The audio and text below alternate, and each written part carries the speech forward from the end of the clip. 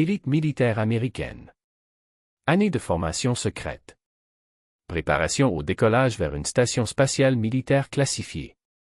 Et pourtant, aucun d'eux n'a jamais quitté la Terre. En 1963, alors que la NASA captivait l'attention du monde avec ses missions Mercury et Gemini, l'US Air Force menait un programme spatial secret qui rivalisait avec l'agence civile.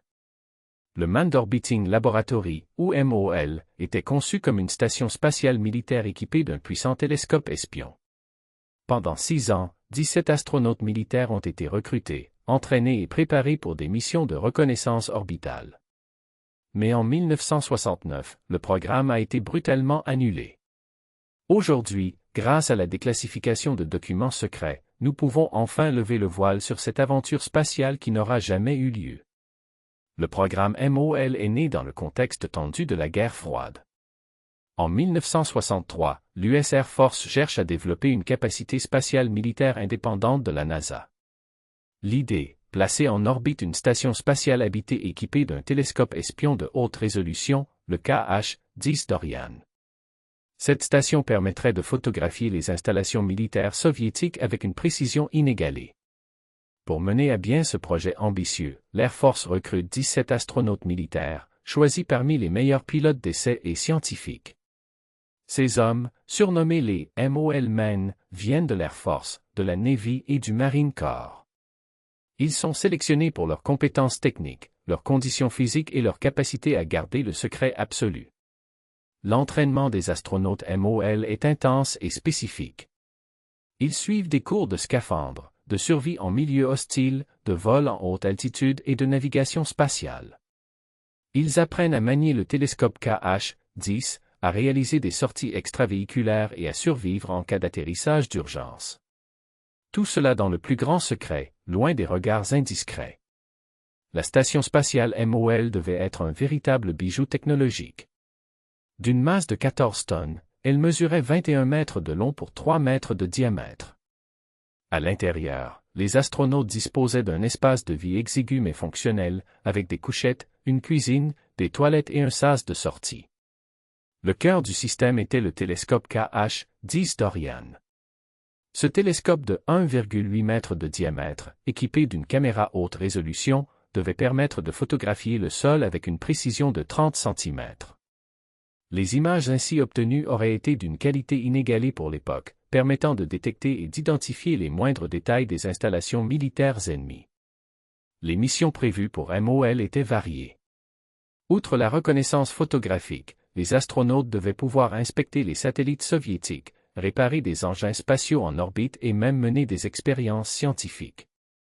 Le programme prévoyait des séjours orbitaux de 30 jours, avec des rotations d'équipage tous les mois. Malgré l'énorme investissement en temps, argent et ressources humaines, le programme MOL a été annulé en 1969, quelques mois seulement avant le premier vol habité. Plusieurs raisons ont conduit à cette décision brutale. Tout d'abord, le coût du programme avait explosé, passant de 1,5 milliard de dollars prévus à plus de 3 milliards. Ensuite, les progrès de la technologie des satellites espions non habités rendaient le concept de MOL de moins en moins pertinent. Enfin, la NASA, avec ses missions Apollo vers la Lune, captait l'attention et les budgets du gouvernement. L'annulation du programme a été un choc pour les 17 astronautes MOL. Après des années d'entraînement intensif et d'engagement total, ils se retrouvaient sans mission, sans avenir spatial. Mais le destin leur a réservé une surprise.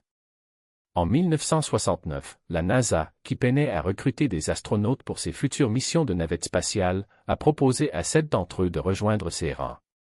Ces transfuges du MOL, surnommés les XS-11, ont pu réaliser leur rêve de voler dans l'espace.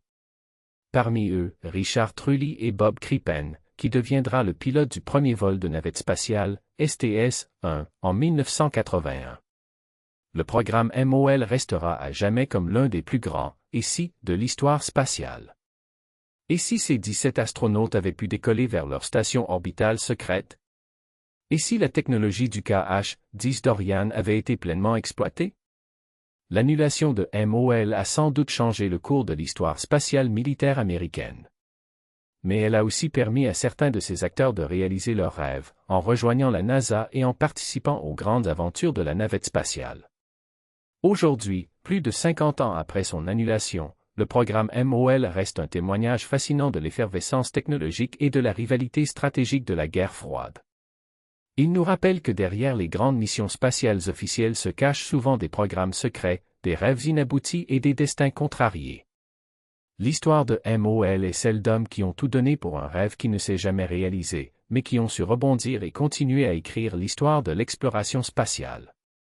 Alors que les archives se déclassifient lentement, une question demeure: qu'est-ce qui a vraiment été testé dans l'ombre, et quelles traces cette course spatiale secrète a-t-elle laissées derrière elle?